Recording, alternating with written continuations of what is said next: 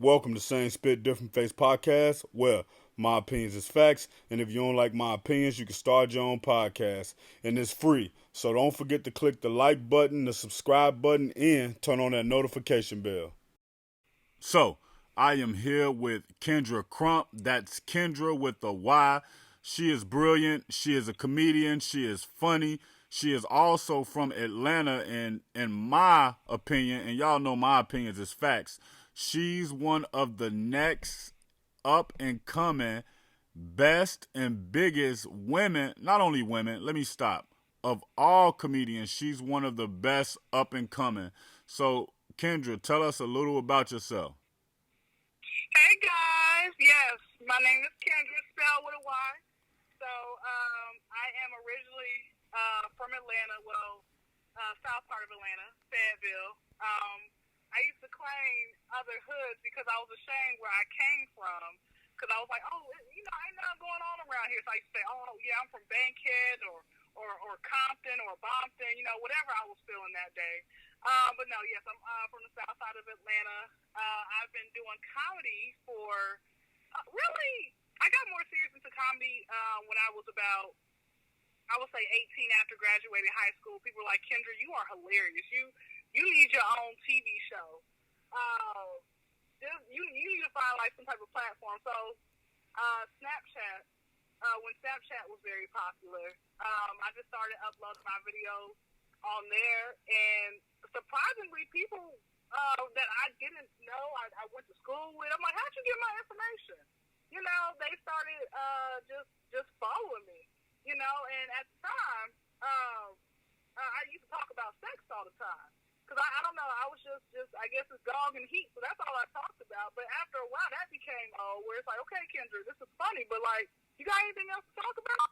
So I just, more so had to kind of, rebrand myself in a sense where I said, let me just kind of start from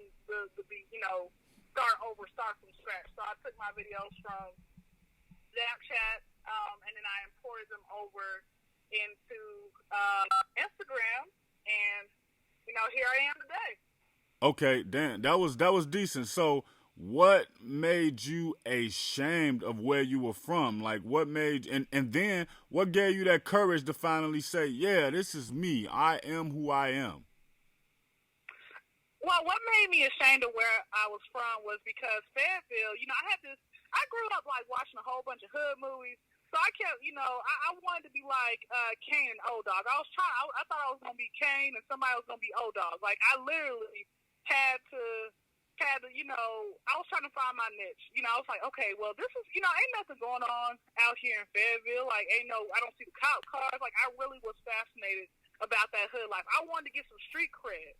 Hence why I said, okay, in high school, I created my alter ego, which is, part of my social media name, Dynasty. Dynasty was this girl who was going to end up like, like beating people up. And I thought I was going to be a stripper. So, I was really, I really was trying to like just be about that life, even though I knew that life was not for me in a sense.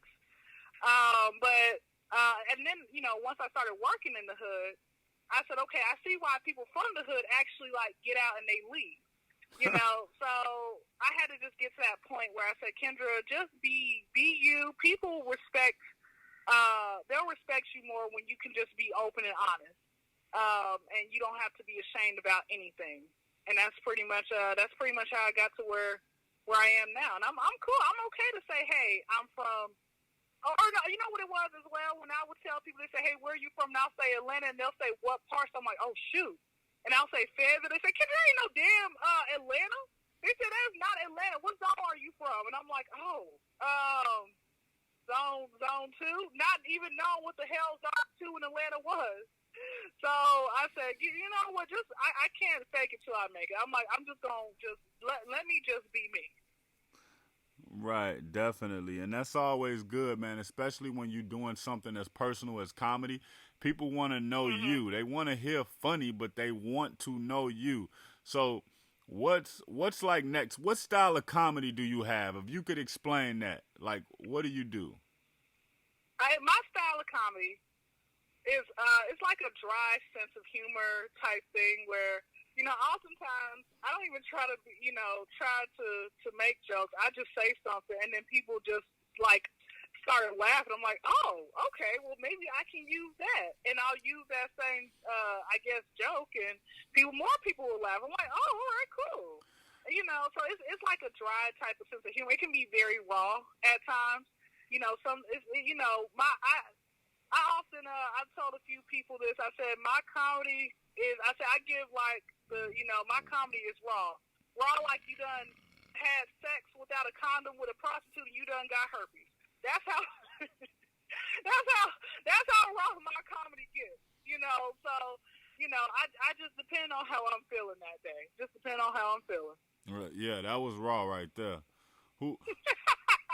Who's some of your favorite comedies? Like, what made you actually want to get into comedy? Was it a comedian, or I know you say people was telling you were funny, but what made you say, I'm going to take this serious? Because it's a lot of people who get told things every day, but they never take the initiative like you did to actually turn it into a career. Okay, so I can give you my top 5 favorite comedians. Top 5 in no particular order. Number 1, Cedric the Entertainer. 2 is Steve Harvey.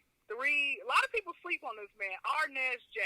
I'm waiting for him to come and, come back to Atlanta because I missed him, and I want to be able to, go ahead and be up there, be front row with him. I like Carlos Miller. A lot of people don't, pretty much know who that is, but he's from Wild 'N Out, and that man is hilarious.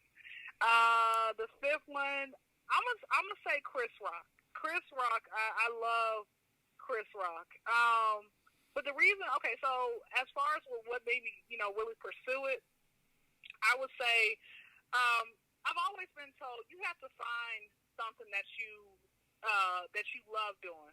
Like, money doesn't buy happiness. You can work at have a job where you're making, 6 figures and you're not happy, And also, one thing I realized is the people who I work around, you can tell the ones who, they just let their dream go and they just been there for like 25, 30 years. It's like, what did you want to do? Well, I want to do this. Well, is it too late? No, it's not too late. They don't have any motivation or drive. For me personally, doing comedy, it felt natural. It made me feel like, okay, I guess this is just a talent. Like, I thought I was actually going to be a basketball player. That was actually my first dream, was to be a basketball player. But then, I realized I'm not that good at basketball like I thought I was. So I said, okay, let me find something else that I could do. I was going through so many different jobs. I wanted to be a hairstylist, but then I realized you have to stay up on your feet all day. And I'm like, I don't like this. I wanted to be a cook, but then I'm like, it's a lot of math in this, and I barely passed math in school. So I said, let me find something that I really, I know for a fact I can say you really can't say everything that you want to say, hence all these different, comedians that come out later on. And they have to apologize about what they said or what they did. And I'm like, for what? If they don't, then they lose different sponsorships. They lose fans. They lose followers. They get ridiculed and ostracized. And it's like, why can't you just tell the truth? Like, what's wrong with just being you? But, but yeah, like I said, for me, once I've had so many different people, they said, Kendra, I think this is your calling. I think you were destined to be a comedian. And I'm like, okay, well, let me go ahead and try this. And every day if I'm around my family, I'll say something, and then I just have my kid brother in the back laughing. I've had random children. I'll say something, kids are gonna tell you the truth, so they'll just start laughing. They're like, you're funny, I like you. And I'm like, oh, okay, I got the attention from a 7-year-old. Okay, cool. So that's pretty much, that was pretty much it with that. So let me just go forth with it, and it's been doing pretty good so far. Okay, before we get too far, I want you to drop your social medias on them, and then I got some funny questions for you. Since you're a comedian, I want to ask you some funny questions and see what you think and how you reply to them. Okay, all right, right, the true test. All right, I see you. Okay, so my social media is Idolized Dynasty. Looks like Idolized Nasty, but it's Idolized Dynasty, which is find me off of Instagram and Snapchat. I was gonna drop my Facebook name, but a lot of y'all are weirdos, and I don't want, I'm like one mutual friend from Afghanistan. Nope, I'm cool. So it's ID, I as in igloo, D as in David, OLIZEDYNASTY. I almost forgot how to spell my stuff. But yeah, that's how you do it. And then I have a podcast as well, which is the KYNDRA CRUMP Show. And it's and then Kendra with a Y. So KYNDRA, and then Crump with a C, like Crip, okay? Rest in peace, Nipsey Hussle. Okay, CRUM as in Mary, P as in Paul, and then Show. That's how it is. You actually definitely naturally funny, aside from just the skits I've seen you do. You quick with it. You quick with it. So I'm going to ask you a few questions, and they kind of silly questions, but it's comedian, it's comedy, so I want to ask them. Mm-hmm. So, is cereal a soup? Why or why not? You said cereal a soup? Is cereal a soup? Why or why not? Oh, is cereal a soup? I think cereal. I think it can be a soup. Makes you full of all that juice. Yeah, I think cereal can be. I think cereal can be a soup. Only thing I would say, it's like a yes no. The no meaning in the sense where you can't really warm it up, but then again, you know what? I think I might warm up my cereal. You just gave me a really great idea. It might taste better too. So yeah, cereal is definitely a soup. I think everybody starting today should warm up that milk and put it in there, make you feel all full, make you feel good. I like that. So yeah, cereal's definitely a soup. Oh man, Next question. All right. Is a hot dog a sandwich? Why or why not? You know what? When I was growing up, I used to have like these poor meals back in the day. Hey. I had some little hood tendencies in the way that did you ever have oodles and noodles? I had oodles and noodles. You would chop the hot dogs up in there. That's something I picked up from my uncles when they came home from prison. But I also used to do the hot dogs where you split them down the middle. So I hope that's where you're going. You split them down the middle and put them on the bread and put the cheese on it. Hey. Yes. What you know about that? That's before your time. Anyway. So I definitely we didn't so what was crazy was my parents never bought hot dog buns or hamburger buns. So we used to just I don't know how you go, and I used to question them how you gonna sit here and buy a hot dog but ain't got no buns to go with it. And my mom's like, are you gonna eat or not? Because I'm not about to go back and forth with you. I'm like, Mom, and she just she kind of left me, but whatever. It definitely, I used to have it where, because like I said, we didn't actually have buns. We just used regular bread. And I didn't really like that because nobody ever, toasted the bread. So it would just feel like it was like soggy bread I was eating. It just, but it was still good, though. It was still good. You know what? You gave me another. I like you. You out here giving me ideas on how to relive my childhood. I like you. Keep going. So, this one is more geared towards your personal life as far as comedy. I want to know, what is the funniest comedy joke, sketch, or scene in a show you ever seen? And you can say something you did if you want. The funniest comedy sketch scene in the show I did. Or the show. Okay. Wait. My mind is wandering. Okay. I'm trying to think of something. No, you like Cedric. Oh, wait. No. Wait, how about a movie? That'll work. A movie, too. Okay, so I like watching movies. If I could just watch movies all day long, I would. So there was in Lean on Me with Joe Clark. Yeah. When he was given the first meeting with all the faculty and staff, when they were introducing him, and he was I think the scene was talking about how the kids had barely passed like their math, and they failed. The teachers basically have failed them, and so he said something about they can hardly read, and when he had yelled hardly read, he yelled it in that white man's face. And I thought that do you remember that scene where it was like the beginning when he was being introduced? I don't. I definitely have to send that over to you. Where he yelled, he's like, they can hardly read. And when he had yelled hardly read at that white man, I was like, that scene always takes me out. Look, that warmed your African American soul. It did. I said what I'm talking about. That is what I'm talking about. For all the times y'all done oppressed us, that's what and that white man didn't do nothing. He didn't try to buck at him or nothing. I said, yeah, because you know who the HNIC is. All right. So anyway, that definitely was funny. That definitely was funny for me. That I always like to just go back to. Yeah. Oh wait, I have another scene. And have you seen the movie Pootie Tang? Yeah. I know that movie was horrible. It's one of Chris Rock's probably worst movies or so. But in the movie Pootie Tang,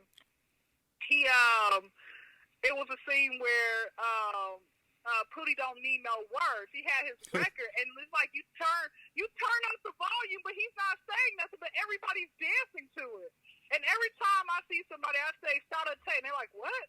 I said, "Oh, you haven't seen Pootie Tang."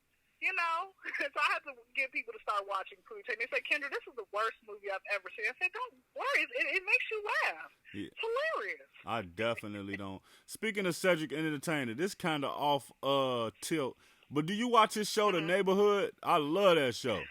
I have not got a chance to watch that show yet. To be honest with you, I don't even have cable anymore. I have Hulu. If it's on Hulu, I definitely will watch it. I think you can get it on Hulu too because it's on just one of the regular network channels. So, what's your aspirations moving forward? Like, what do you want the end goal to be as far as your comedy?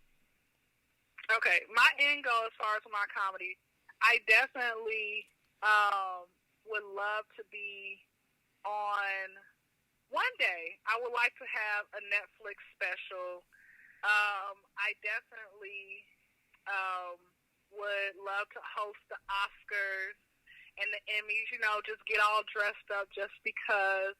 Have somebody on on the red carpet with me. You know, who looks really good. So shout out to Rapper the Game. I'm hopefully you'll listen to this and you'll DM me and we can get something started. And I would love to be on The Breakfast Club, all the just major networks out there. I would love to have a verified check mark without having to pay for that. They just give it to me. That's where I really, the end, what I would love to do. That's just something that, like, I can be able to walk into Walmart and like, oh my gosh, it's KYNDRA CRUMP. I'm like, hey, and this time, if I say, hey, do you want to get an autograph? They'll say yes. Because the first time I had someone say, oh my gosh, like your videos kind of went viral. I'm like, well, do you want an autograph? They said no. I'm like, to hell with you, So I'm like, it kind of made me mad. But I said, no, Ken, don't worry about it. It's okay. Your time will come where you actually will have people coming up to you say, can I get an autograph versus you asking them. So your time will definitely come, and they'll be like, hey, can we get a selfie together? So one thing I do want to jump to too before I forget. I saw you speak. You were speaking about family earlier and how you make them laugh. So I'm guessing, and I can tell that family is really important to you. So how has family played a role in the shaping of you as a person? Oh, okay. Look at you. You know what? I think I found your actual, your callings. Well, you might be of Vlad. Like, you might be Vlad's daddy. Like, you are so good. But family for me, I have, how many siblings? It's 5 of us. Everybody is 20 years older than me, so my parents really started over. I really think my mom and dad, because my parents had me in their 40s, so I really think my mom and dad were listening to Between the Sheets, Ron Isley's Between the Sheets, which is, you don't know nothing about that song. But anyway, so, and, had me and my kid brother in the mid-90s. So, with and my mom is hilarious too. So, with that being said, with my older set of siblings, we don't really have like this really close relationship.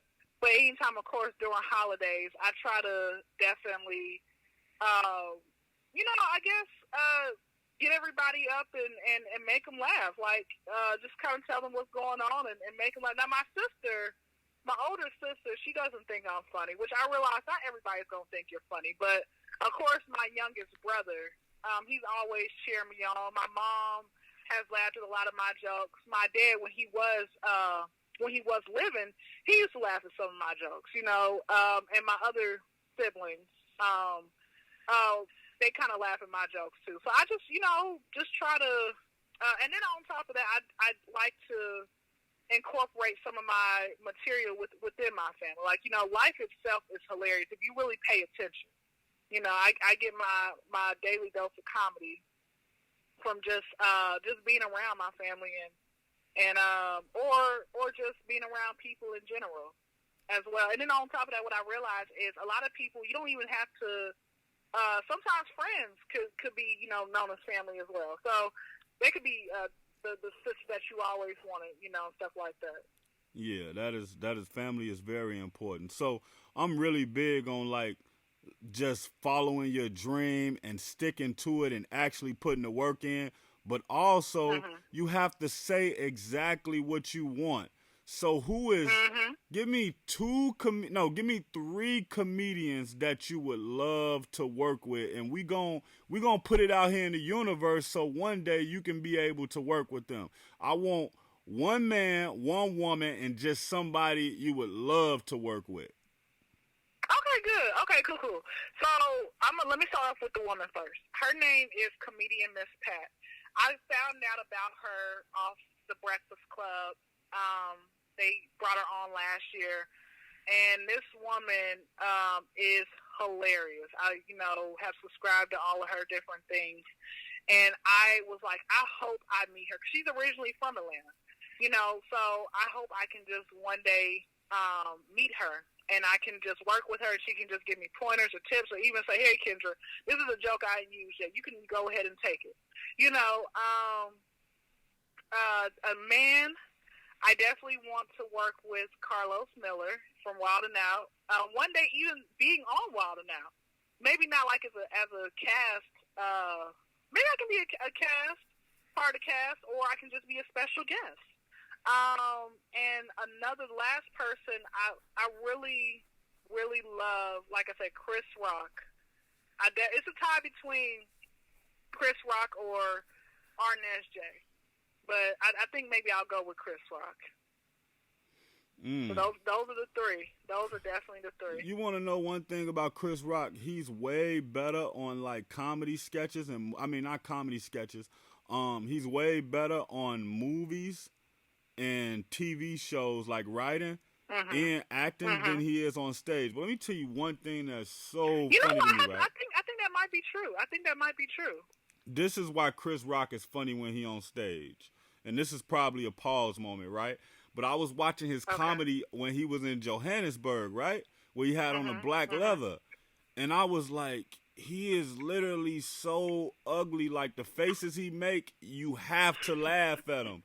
And I was laughing so hard, but the whole time I'm laughing, I'm just like, this guy's ugly. He's funny looking, not ugly like not handsome. Yeah, I'm not judging him, but he's super like if you had to draw a cartoon character of him, you wouldn't have to accentuate any of the features. You would just be able to draw him. That's right. That is so funny to me about him. And that's just my opinion. That's my thoughts. That's not yours. I'm not trying to put that off on you, but that's just so funny to me. He is one of the greatest writers ever, man. If you think about all the stuff he did, Everybody Hates Chris was like one of the greatest shows ever, and then Down to Earth. I love Down to Earth. Oh, Head of State with him and Bernie Mac. Oh shoot! Wait, hold on, wait. Okay, wait. I'm sorry to cut you off. You forgot about Bernie Mac. No.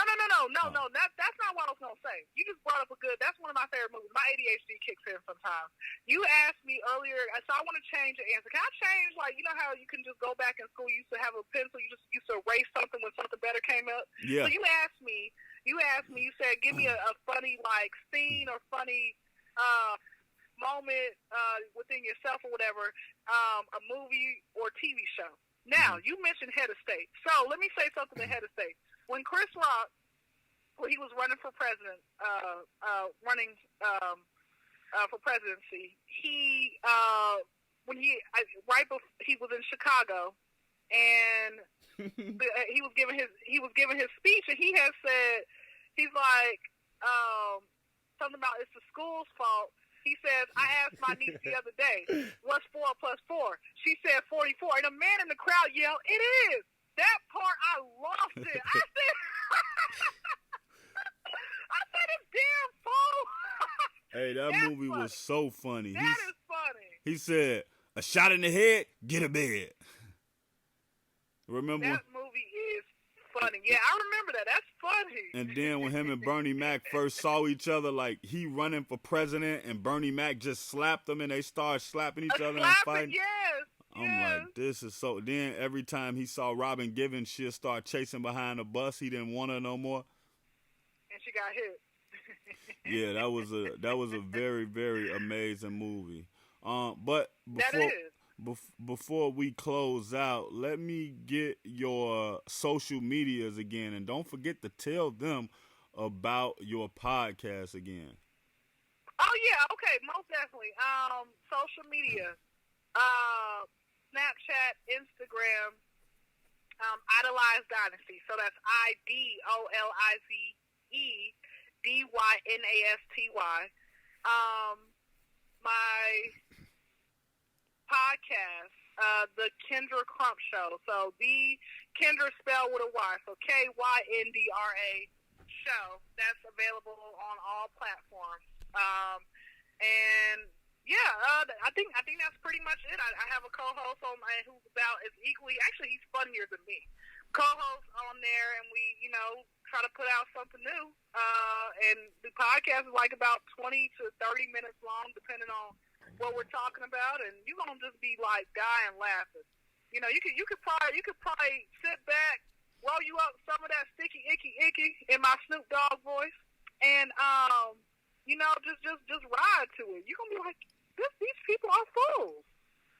So that's pretty much it. Oh, and also, what I would like to do one day, I feel like, I can have a ghostwriter for this. I want to be a rapper. I've always wanted to be a rapper. I just need somebody to, write down my material for me. And I can perform on stage and perform with some of my artists. But that's in due time. Look, if Shaquille O'Neal could do it, I don't even think he was good.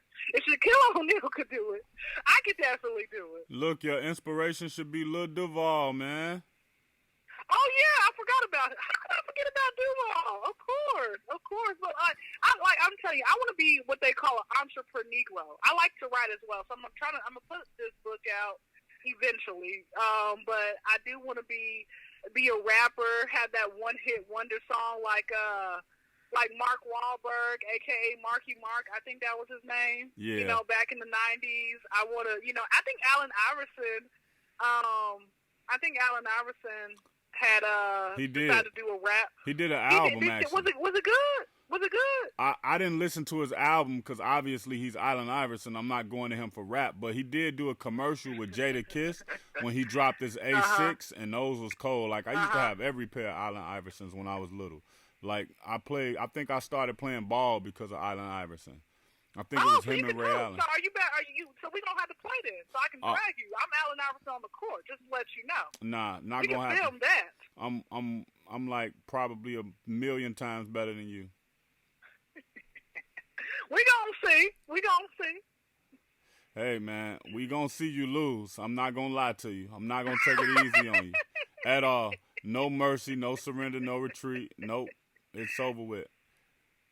All right. That's a bet. All right. I'm gonna hold you to that though. But we'll definitely be back and tuning in. I appreciate you for just coming on here, man, and dropping those gems with us. and letting us see that not only are you skit funny, but you're multi-talented and you're naturally funny. You don't have to force it, you know? Oh, thank you. Yeah, I tried. You know what? That's what a lot of people have said. And I'm like, you know what? That's the best. You could tell the difference between a real comedian, and I'm not gonna say their name because I don't have time to get sued because I ain't got nothing for y'all to sue me for anyway. And someone who's actually genuinely like, okay, that person is just versatile. They good all over. So that's good to know, man. But we'll be in touch soon. Peace. all right.